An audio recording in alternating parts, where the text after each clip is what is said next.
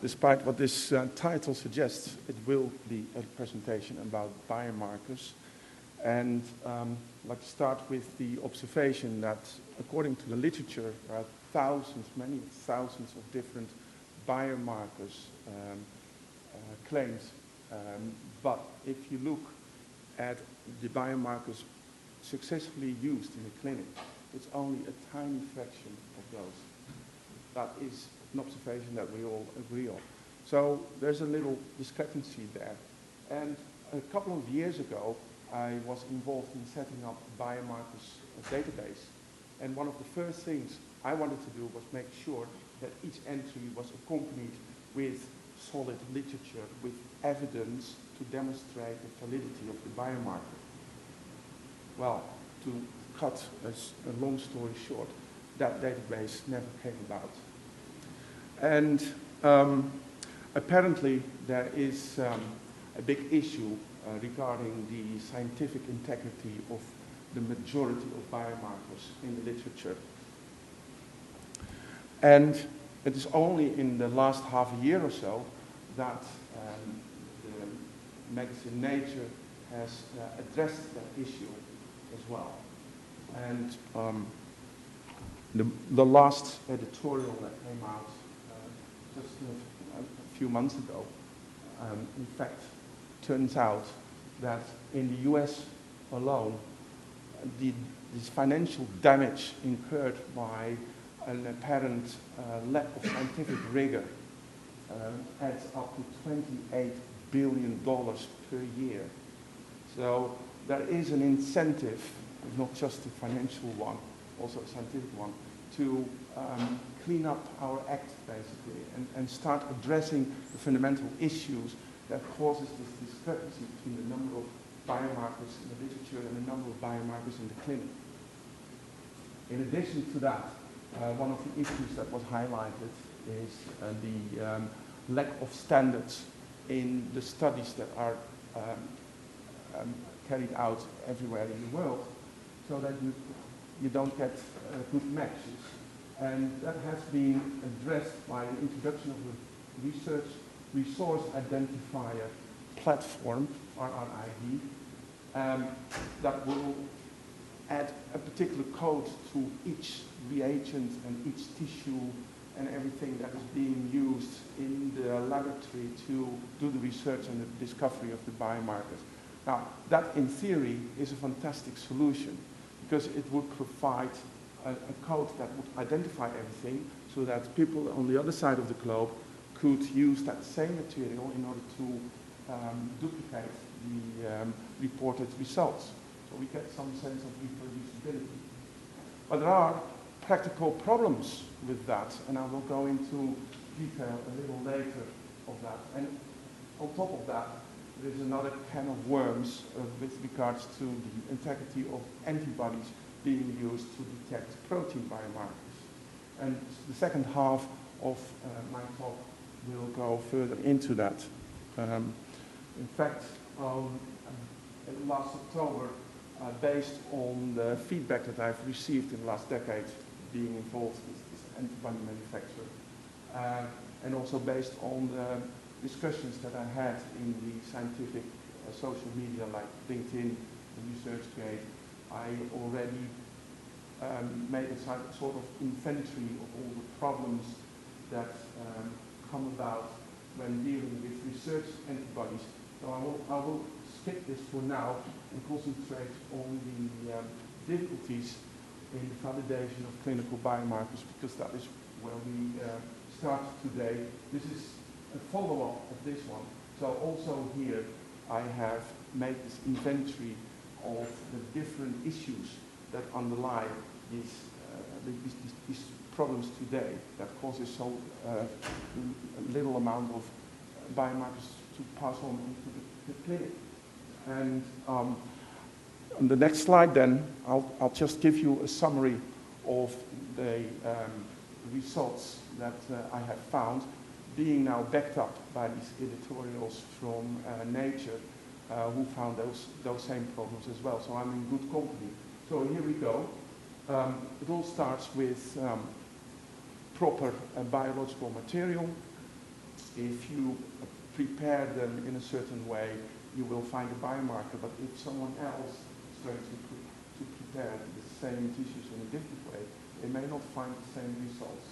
And a good example is plasma. You can make plasma with EDTA, you can make plasma with citric acid. Certain biomarkers will work in the one and not in the other. It's just an effect of life. And if you then start to compare things, you're comparing apples with pears.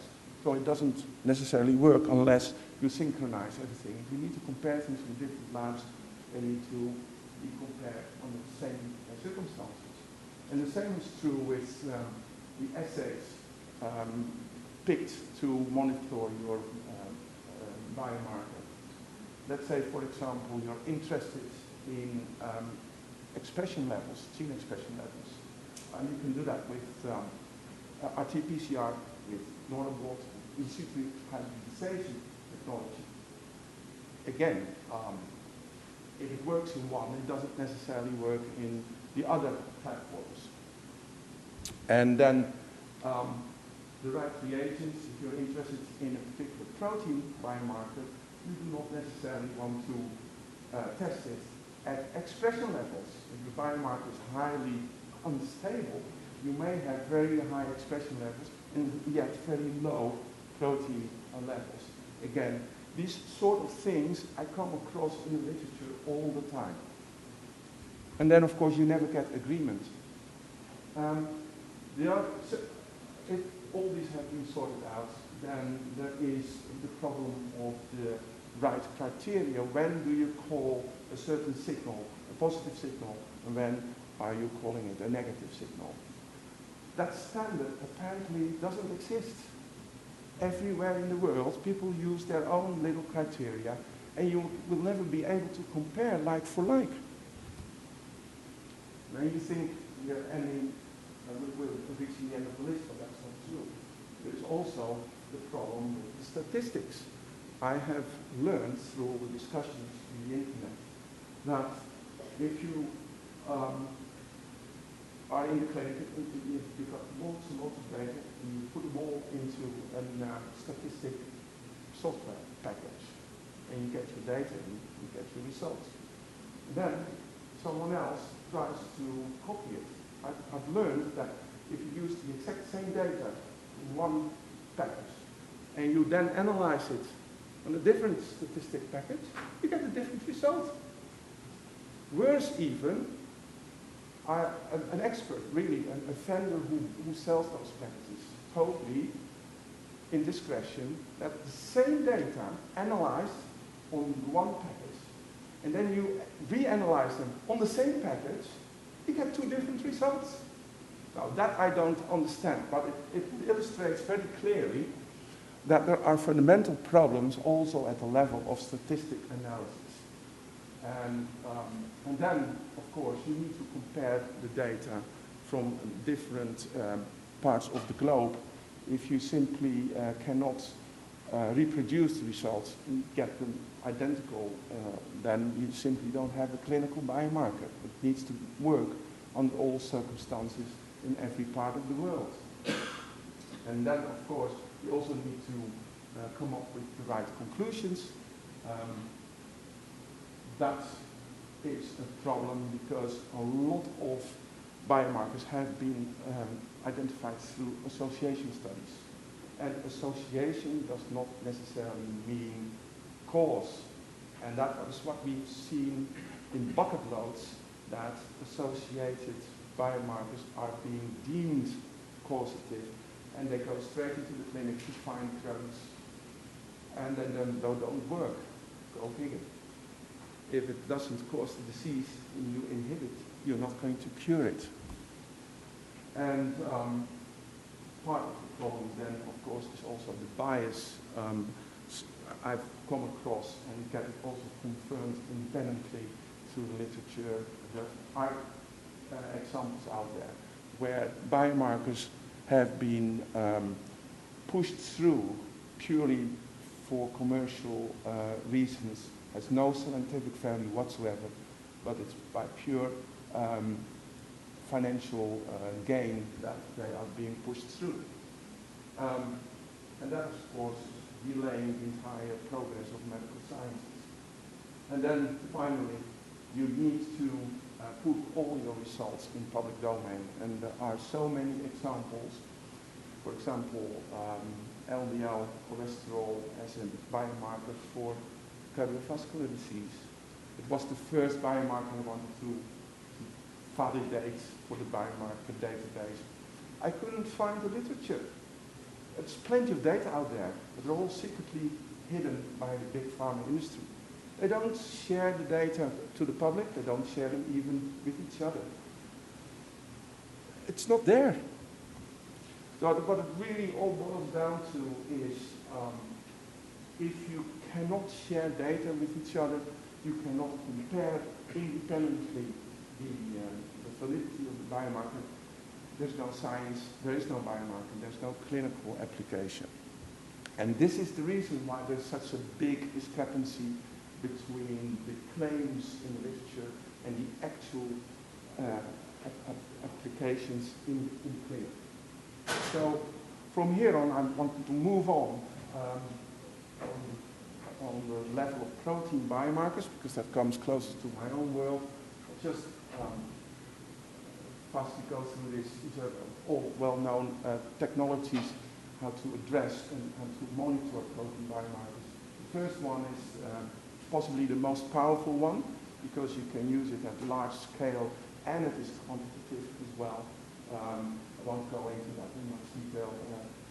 But Gigi tomorrow will go into that in much larger detail.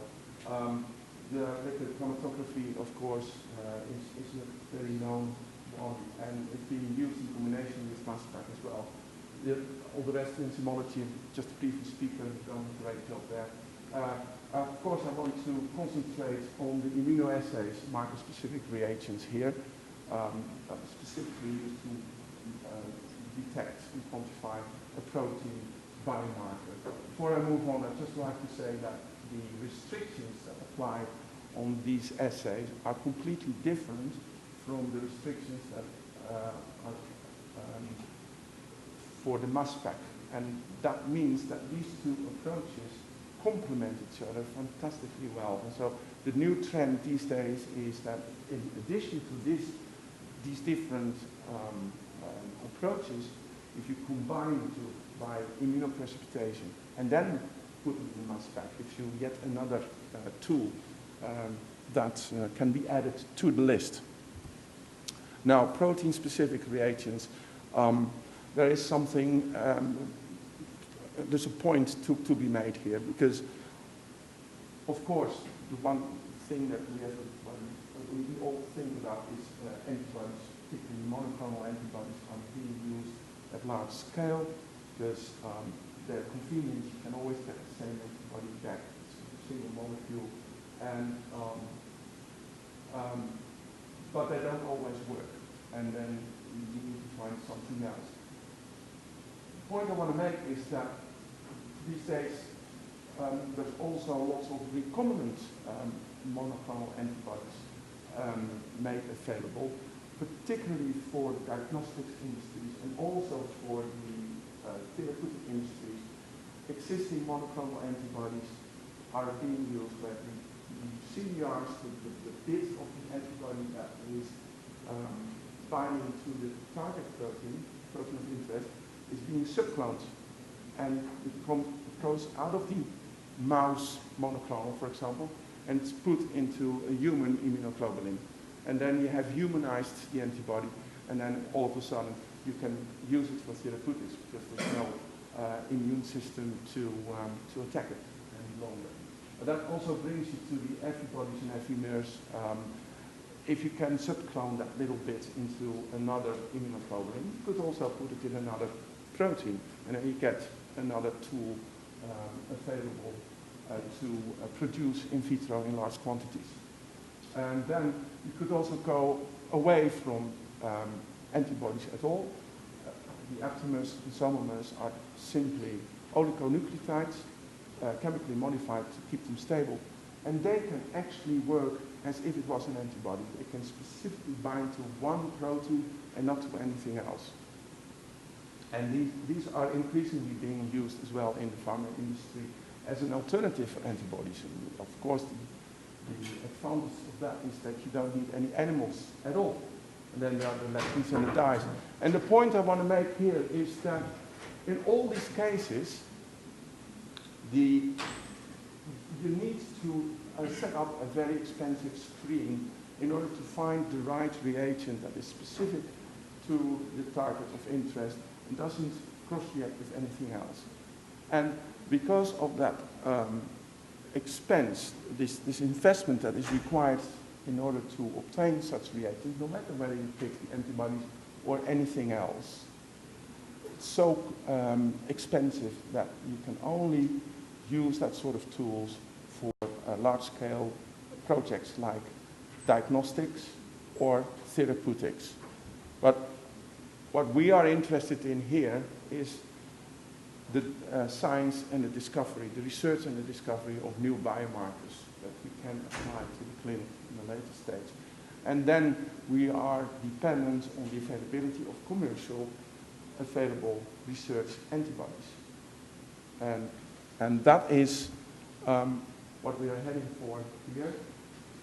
You are a scientist in the lab, you're looking for research antibodies to do your discoveries, and all of a sudden you are finding yourself in the modern times where you expect in this culture these days the fast food culture. You buy something and you expect it to work straight away. And no matter where you go in the world, when you buy from a big trademark like this, you expect exactly the same quality. And you get it, you buy it, and you get it straight away. And that is basically what people these days expect from research antibodies as well. Similar sort of brands suggesting that you just buy it, you get it straight away, and it works straight away. Unfortunately, that is not the case with research antibodies. There's a big misunderstanding there. In fact, unlike with the fast food industry, when you buy from these guys, they don't even produce it themselves. The majority of the products that they sell are not manufactured by themselves. The order gets in, they send it off to the manufacturer.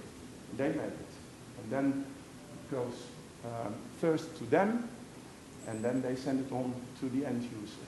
But it could take 1 or 2 weeks between order and delivery that way. And that is a system that is quite universal. It happens in all types of trades. It's called original equipment manufacturer. And it pretty much means that you've got one manufacturer, one source, and the product goes to many different vendors who take the label off and put their own label on and sell it on as if it was their own. And that has all sorts of consequences. Because it means that the vendor who has bought it from the source have their own responsibility about the quality data on the product. And they can remove it. The quality data that came with the source manufacturer, they can take it away and put something else instead. And particularly when you're dealing with polyclonal rabbit sera, the first rabbit sera may have made wonderful pictures, data that makes it sell, and then the bunny dies, another rabbit takes over. It's different serum with different antibody characteristics, but the vendor is going to keep those original data because that makes it sell. And then you will feel cheated because you buy it and all of a sudden it doesn't work anymore in the same way. Vendors could also put in data from their own customers or data provided by themselves, by their own QC department, anything to make the product look different from the other traders who sell the exact same product. And then there's another complication, and this is really fun. So you have source A that makes the product. They sell it on to vendor B, right? So B has the product on catalog from source A. And then this defender C also buys it from product A. So both B and C have the same product, according to this, right? Now, here's the funny thing. C is going to buy all the products from B. And then this catalog will have the product from the source as one catalog item, and then it has the same product from source A, from source B, as a different catalog item. It gets funnier. You bring in another vendor who's going to buy it from A, from B, and from C. And then you end up with 4 or 5 different catalog numbers for the exact same product. And when you're buying, there's a big chance that if you don't look carefully, you'll be buying a set of different products from all these different catalogs. You end up with a number of products that are completely identical to each other. And that is costing you a lot of money, let alone all the investments you have to make in order to test these antibodies. And now we're reaching almost the end of this presentation. I just want to highlight this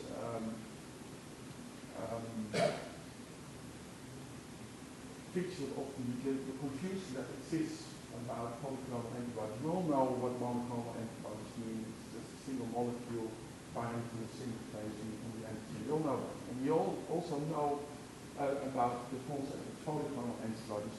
The majority of polyclonal antibodies are against the entire protein, and you get this entire mixture of different specificities and affinities.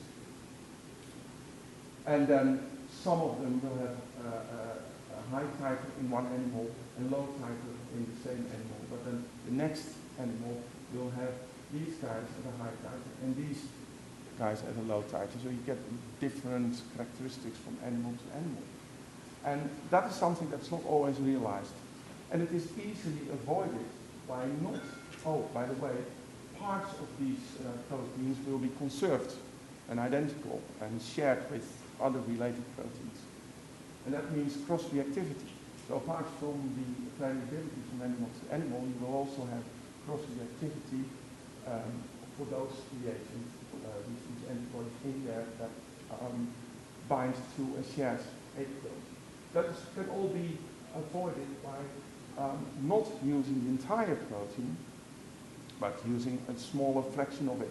Ideally, just a small peptide of 10 to 50 amino acids long, because then you do not have to worry about cross-reactivity anymore, because you pick the one that is unique and is not shared with related proteins. Plus, the variation from animal to animal is reduced significantly, because the size of the peptide is so small that it doesn't matter anymore which one has a high titer and which one has a low titer.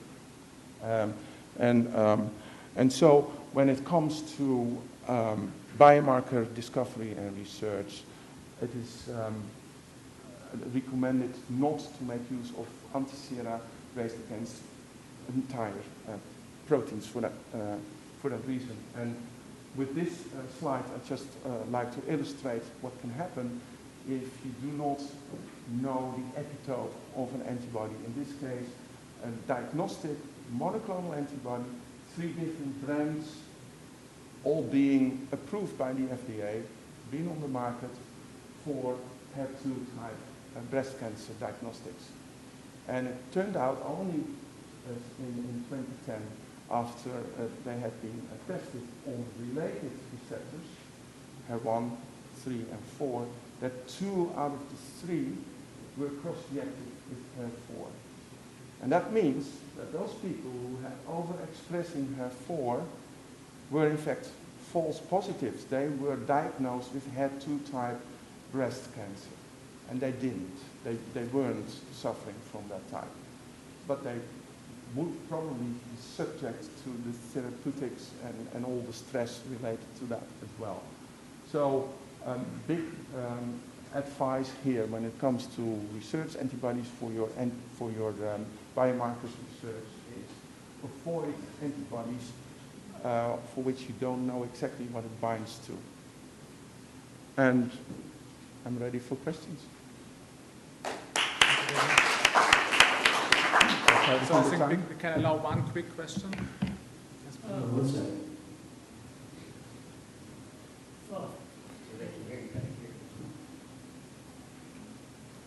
I just wanted to comment on the problems that you just illustrated